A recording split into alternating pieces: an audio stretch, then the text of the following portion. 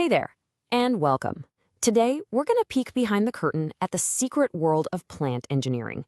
You know, we see them every day, just standing there looking peaceful. But inside, there's this incredibly complex plumbing system running nonstop, moving all the vital stuff from the deepest roots all the way up to the highest leaves.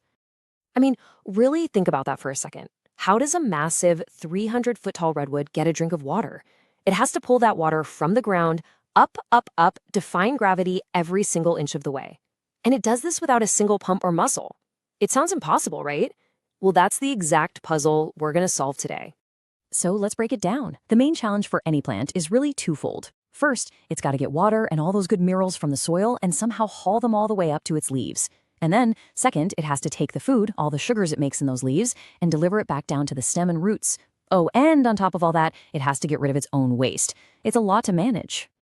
So how in the world do they solve that first problem, moving all that water up against gravity? The answer is pretty amazing. It's a kind of natural water elevator. Let's get to know the first part of our system, the xylem.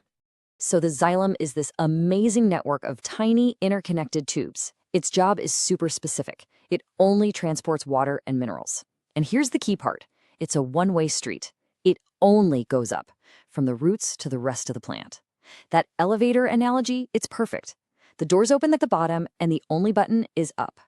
So how does this amazing elevator actually work? It's basically a three-step process. It all starts with absorption, where these little root hairs soak up water from the soil. Then you get this upward movement starting, thanks to a combination of forces pushing and pulling the water up the stem. But the real engine, the thing that does all the heavy lifting, is step 3, transpiration. And this is where the magic happens. As water evaporates from these tiny little pores in the leaves, it creates a powerful suction force. It's like sipping through a giant 300-foot-tall straw. This transpiration pull is the main driver, and believe it or not, it's strong enough to pull a continuous column of water all the way to the top. It's just an incredible feat of natural engineering. All right, so we've got water to the top. Mission accomplished, right? Not even close. All the food production, the photosynthesis, is happening up in the leaves. Now the plant has to get all that sugary energy down to the parts that need it to grow and live. And for that, you need a completely different system, the food delivery service. So say hello to the phloem. Now, unlike the xylem, this tissue is actually alive. And instead of a one-way elevator, think of it more like a two-way superhighway. It can send that sugary food from the leaves down to the roots for storage, or up to new flowers and buds that need the energy. It goes wherever the food is needed most.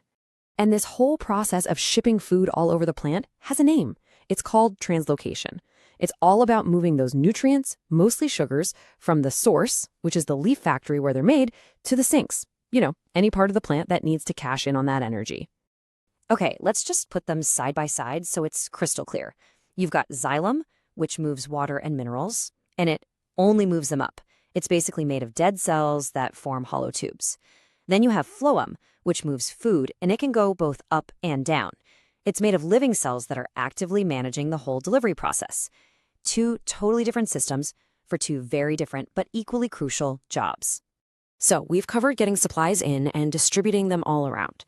But there's one last piece of the puzzle that people don't really think about. You know, every living thing creates waste, and plants are no different. So how do they handle their own personal trash day? The list of waste products is actually pretty interesting. First up is oxygen from photosynthesis. Now, for the plant, it's a waste product, but for us, it's, well, everything. Plants also produce carbon dioxide from their own respiration and, of course, excess water. But they also make other gunk, like sticky resins, gums, and even latex. All of it is just metabolic leftovers. And their ways of getting rid of it all are pretty clever. Gases like oxygen and CO2, they just kind of breathe them out through those tiny pores, the stomata. Excess water vapor, that's transpiration again. So that process is pulling double duty. And for the solid waste, this part is genius. Plants just store it in parts they're planning on getting rid of anyway, like in old leaves that are about to fall off, or in their bark or fruit. Some waste even gets pushed out through the roots directly into the soil. So let's just zoom out for a second and look at the big picture.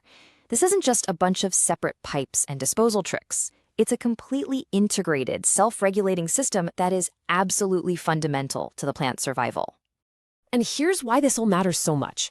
Without this incredible transportation network, nothing else could happen. It's what fuels all the growth by getting water and food to the right places. It distributes all the essential nutrients. It gets rid of toxic waste. It's literally what maintains every single one of the plant's life functions. It's the whole ballgame. So now when you look at a tree, or even a little flower, you can appreciate that silent, powerful engine that's running inside. And it kind of makes you wonder, doesn't it? This incredibly elegant system is operating constantly, all around us, completely hidden from view. What other marvels of natural engineering are we walking past every single day, completely unaware?